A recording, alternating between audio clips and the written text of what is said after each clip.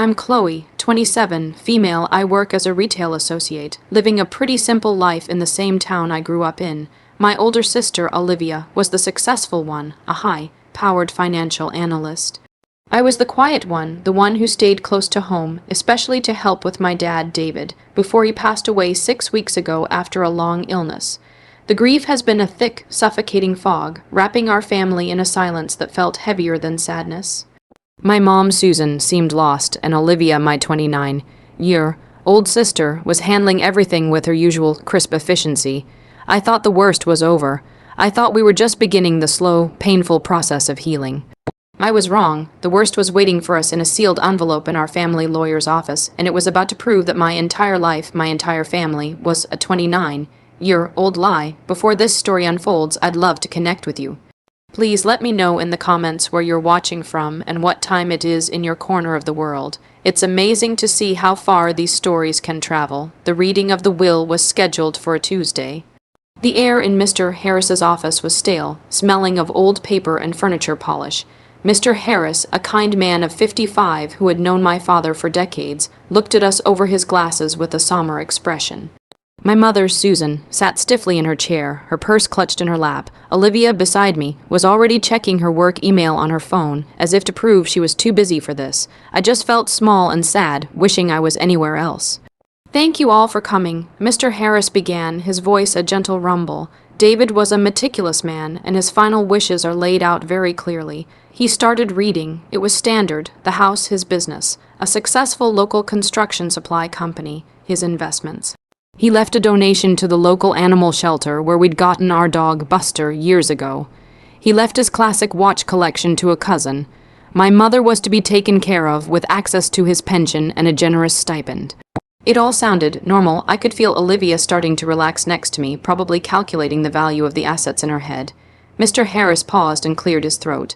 The shift in his demeanor was so sudden that Olivia actually looked up from her phone. "Now," he said, "we come to the distribution of the primary assets, namely the family home and the ownership of David's Building Supplies, Inc." David included a specific, and I must stress, legally binding addendum to this section.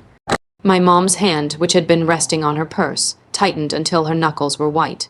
Mr. Harris continued reading directly from the will. "The remainder of my estate, including the house at 124 Oak Street and all shares of my company, is to be divided equally between my beloved daughters, Chloe and Olivia." I let out a small breath I hadn't realized I was holding. "Equal, of course, Dad loved us both, however," Mr. Harris said, and the word hung in the air like an axe. "This distribution is contingent upon a final, non-negotiable condition. My executor, Mr. Harris, is instructed to arrange a legally verified paternity test for both Chloe and Olivia within 30 days of this reading. The results must be presented to him unopened. Only after my paternity is confirmed. For both individuals will the estate be dispersed as described. Should either daughter refuse the test, her portion of the inheritance will be forfeit and donated to charity. Should the test prove that one of the individuals is not my biological child, her portion of the estate, including the house and business, will be forfeit." The room was silent. I stared at Mr. Harris, trying to make sense of his words. A DNA test. Why, it felt like a bizarre, posthumous joke. A strange lapse in judgment from a man I'd known as nothing but rational. I looked at my mom. She was pale, paler than I had ever seen her, and she was staring at the wall just over Mr. Harris's shoulder, her expression completely blank. I looked at Olivia. Her face, usually so composed, was a mask of pure, unadulterated rage. "This is insane," she hissed, her voice low and sharp. "He was sick. He was losing his mind. This is humiliating." Mr. Harris held up a hand. "Olivia, I assure you, your father was of perfectly sound mind when he added this clause 2 months ago. My job is simply to execute his wishes. I will make the appointments at the clinic. Please let my assistant know your availability." He looked at us with genuine pity. "I'm sorry. This is unusual, but it is the will." The walk to the car was silent. The tension was so thick I could barely breathe. The second I closed my car door, Olivia exploded. "He was a monster," she screamed, hitting the dashboard. "A spiteful, paranoid old monster. How dare he? How dare he humiliate us like this?" "Olivia, calm down," I said, my own voice shaking. It's weird, okay, it's crazy, but it's just a formality. We'll go, we'll spit in a cup, and we'll get this over with. Dad was. He was sick, maybe the medication. He wasn't sick, Chloe, he was cruel, she yelled. And you're just going to go along with it, like a little lamb. Yes, Mr. Harris, whatever Dad wants. Don't you see how degrading this is? What choice do we have? I shot back, my own frustration rising. He said if we refuse, we get nothing. I'm not giving up my home because you're embarrassed. Your home, she sneered. I'm the one who's a financial analyst. I'm the one who actually understands the business he left. You're a retail associate, Chloe. What are you going to do? Offer the customers a 10% discount on drywall. The cruelty of her words stung, but it was the panic behind them that I couldn't understand. Why was she so terrified? It was just a test. We were sisters. We were his daughters. What was there to be afraid of? The entire ride home, she muttered to herself about lawyers, about contesting the will, about senile and insulting. When we got home, our mother, Susan, was in the kitchen, making tea as if it were any other day. Well, she asked, her voice thin, he's forcing us to take a DNA test, Mom. Olivia spat, throwing her keys on the counter. A paternity test, like we're on some trashy daytime TV show. My mother's hand visibly trembled, rattling the teaspoon against the mug. She didn't turn around. David, he was a complicated man, was all she said, her voice barely a whisper. A complicated man, is that what you call it? Olivia yelled. Or did you do something? Did you give him a reason to be suspicious? Mom finally turned around, and her eyes were filled with a fear I had never seen before. Don't you dare speak to me like that, Olivia. Your father loved you. This is just a terrible, terrible mistake, a misunderstanding. Then why are you shaking, Mom? I asked, my own voice quiet.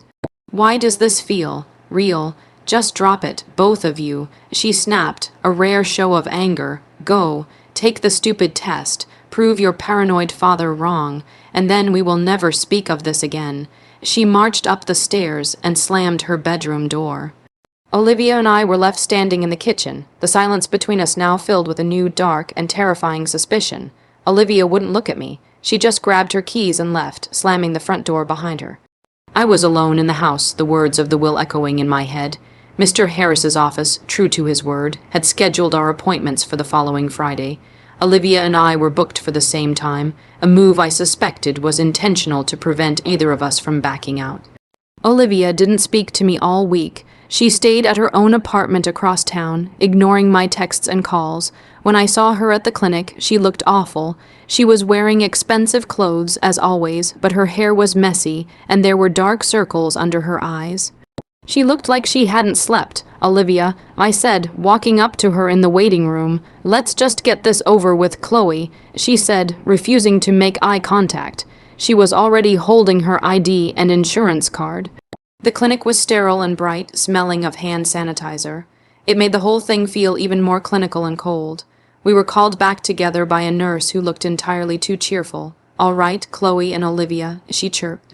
Just a simple cheek swab for you two today. Your father's sample is already on file with the lab, so this will be quick. Wait, I said, pausing. His sample is on file. What does that mean? The nurse's smile faltered. Oh, well, the order from the lawyer included a sample that was provided by the decedent before his passing. It's all part of the legal chain of custody, standard for this kind of posthumous verification. Dad? He had planned this. He had given his own DNA sample before he died, knowing he was setting this trap. This wasn't a sick man's whim. This was a calculated, deliberate plan. I felt a cold rock settle in my stomach. This was real. I looked at Olivia. She had gone completely white. She was staring at the nurse, her mouth slightly open. Ma'am, are you all right? The nurse asked, concerned. Fine. Olivia whispered.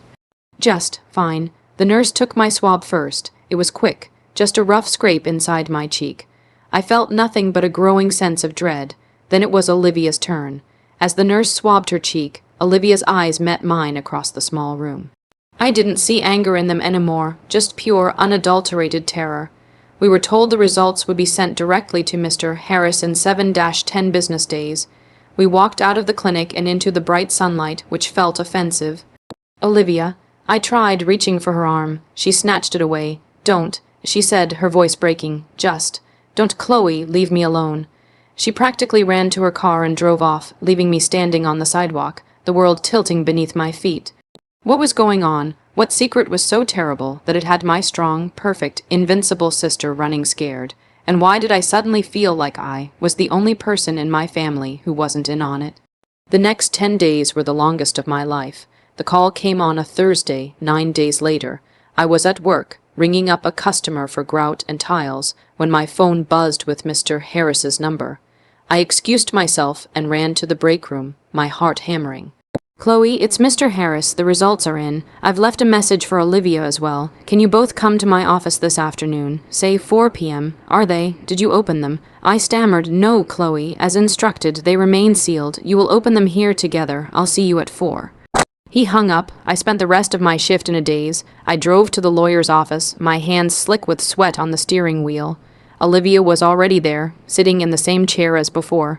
She looked smaller, somehow. Defeated, she didn't look up when I came in. Mr. Harris entered, carrying 2 sealed, official-looking white envelopes. "Ladies," he said gravely, "as per the stipulation, I will hand you each your own results. You must open them here in my presence."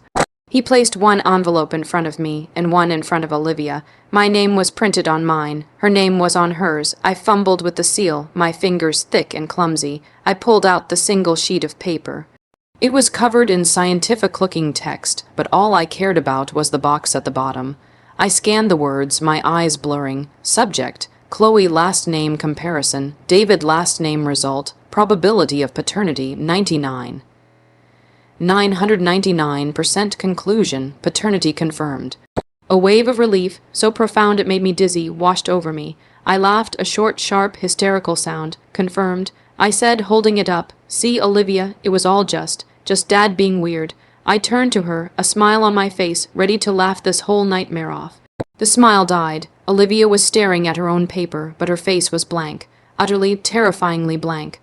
Her hands were trembling so hard, she dropped the paper onto the desk. It landed face up. I leaned over.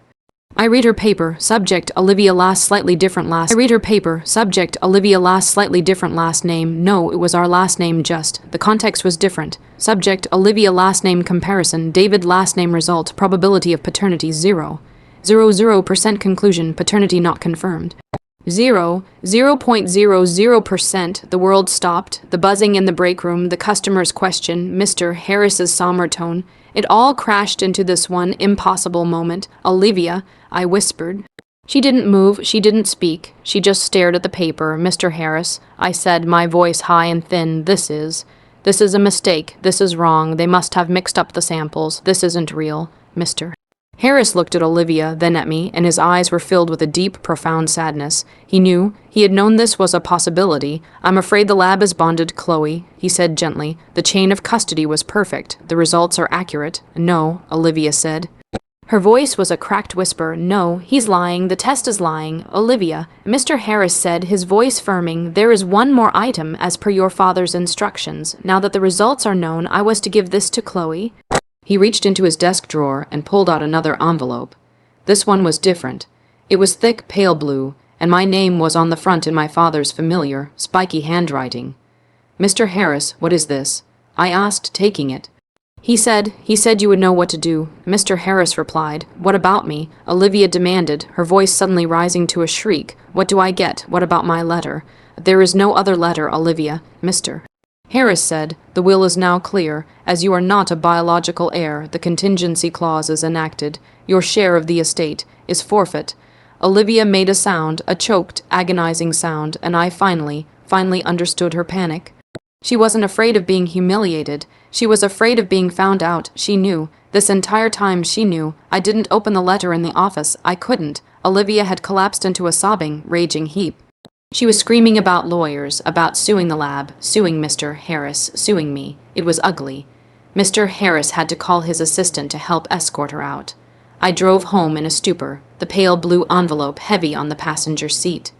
The house was empty. My mother was out, probably at her book club, blissfully unaware that her world was ending. I went to my dad's study, the one room that still smelled like him, old books and a faint hint of the pipe tobacco he wasn't supposed to have. I sat in his big leather chair and opened the letter. It was 4 pages long. "My dearest Chloe," it began. If you are reading this, then the worst is true. I am so sorry. I am sorry for the pain this must be causing you, and I am sorry for the mess I have left behind. But I could not go to my grave leaving you unprotected and leaving a lie to fester. You and Olivia are so different. I'm sure you felt that all your life. Olivia, so driven, so sharp, so different. You, my Chloe, you are like me. You are quiet, you are kind, you are steady. You see the world, you don't just try to conquer it. I didn't know for sure. For years, I just had a feeling, a nagging doubt. Your mother. She was different after Olivia was born, more distant, more secretive. About 10 years ago, I was cleaning out the attic and I found a box of old letters. They were from him. I won't write his name. You knew him. He was a family friend. A business associate. He moved away a long time ago. The letters weren't explicit, but they were passionate, and the dates aligned, just before Olivia was conceived. I confronted your mother. She denied it, of course. She called me paranoid. She said I was cruel. She cried and she screamed, and she was so convincing that I almost believed her. I buried my doubts. I raised Olivia as my own. I loved her as my own, but the doubt never really went away. It sat in my gut like a stone. As I got sicker, I knew I had to be sure. I couldn't leave my legacy, my business, the one I built for my blood on a foundation of uncertainty.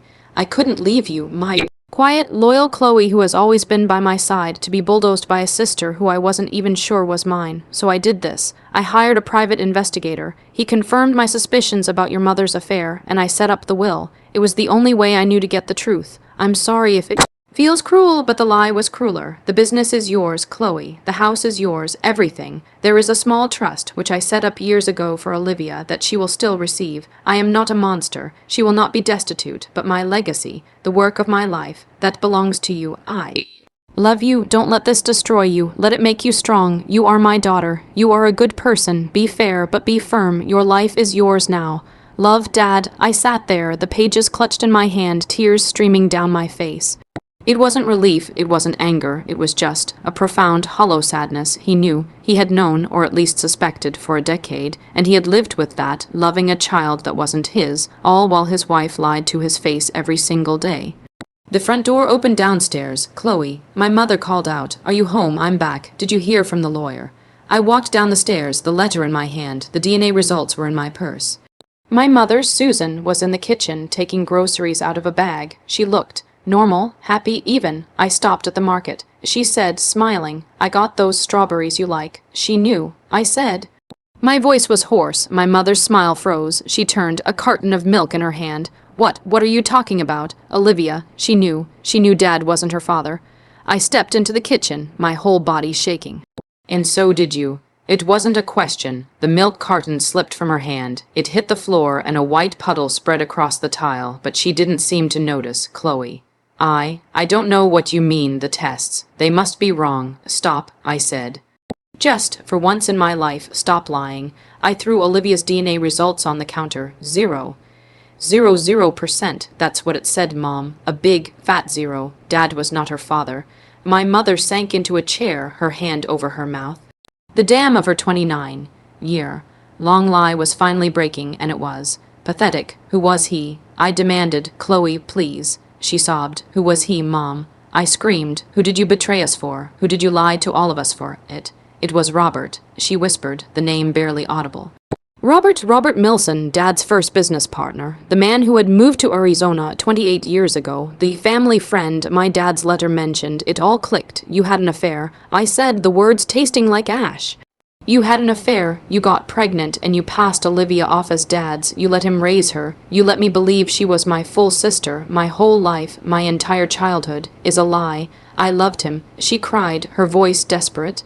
Your father. He was a good man, but he was dry. He was practical. Robert was exciting. It was a mistake, a terrible, stupid mistake. By the time I knew I was pregnant, Robert was gone, and I was terrified. I loved your father. I didn't want to lose him. So you lied to him for his entire life. I said, my voice cold. You let him die not knowing the truth. He knew. She shrieked, defensive. He must have that horrible will. He did it to spite me, to spite us. He did it to protect me. I said, holding up his letter. He knew. He found your letters. He knew you betrayed him, and he still stayed. He still provided for you. He just wanted the truth to win for once. The front door burst open. It was Olivia. Her face was blotchy and red, her eyes wild. She must have been sitting in her car, waiting. You. She screamed, pointing at my mother. You ruined my life. You lied to me. My whole life. You told me I was better, that I was destined for more. You meant better than her?" She spat, gesturing to me. "But you knew I was. I was a mistake. Olivia, no, honey, you're not a mistake." Mom started, rising to go to her. "Don't touch me," Olivia shrieked. "You have any idea what this means? I have nothing. He left me nothing, all of it. The house, the business, it all goes to her." She turned to me, her eyes filled with a venom I'd never seen. "And you love this, don't you? Little, quiet Chloe, the good daughter. You've finally won. You get it all." "I didn't win anything, Olivia," I said, my voice finally steady. "I lost my family. I lost my sister. I lost the only version of my mother I've ever known. And you lost a father who loved you, even when he suspected you weren't his, all because she couldn't tell the truth." I looked at my mother. The woman who had tucked me in, the woman who'd made me soup when I was sick. She was a stranger. "I think you should both go," I said. "What?" Mom whispered. "This is my home." "No," I said, the words from my father's letter echoing in my head. "The will is clear. This is my home. That was 6 months ago. The fallout was total. My mother and Olivia moved out. They're living in an apartment across town, funded by the small trust my dad did leave Olivia. Their relationship is toxic, a mess of accusations and codependency. Olivia refuses to speak to me. She's tried to contest the will, but Mr. Harris told me she has no case. The will was ironclad, and the DNA was definitive. My mother, she tries, she leaves me voicemails crying. She texts me old pictures of us as a happy family, but I can't. I just can't bring myself to answer. How do you forgive a lie that big? How do you look at the person who shattered your entire reality and just have coffee? I took a leave of absence from my retail job. I'm running Dad's business now, or trying to. I'm in way over my head. I'm in his study, sitting in his chair, surrounded by binders on profit margins and supply chains that I don't understand. Olivia was right about one thing. She would have been better at this, but she's not here. I'm selling the big family house. It's too big, too full of ghosts. I bought a small condo for myself, closer to the business. Last week, I was sorting through the last of my dad's things and found a picture. It was from my 10th birthday. Me, Dad, Mom, and Olivia, all smiling, me holding a new bike. We looked happy, perfect. I stared at it for a long time. I thought about my dad, who was smiling in the picture, all while carrying the stone of suspicion in his gut. I thought about my mom smiling, knowing her secret was safe. I thought about Olivia, smiling, having no idea her whole identity was a fabrication, and I thought about me, the 10-year-old girl who believed in her perfect family. I put the picture in a box. I didn't throw it away, but I couldn't look at it either. I have money now. I have a business. I have my father's legacy. But I eat dinner alone every night. I won. But I'm not sure what I'm left with.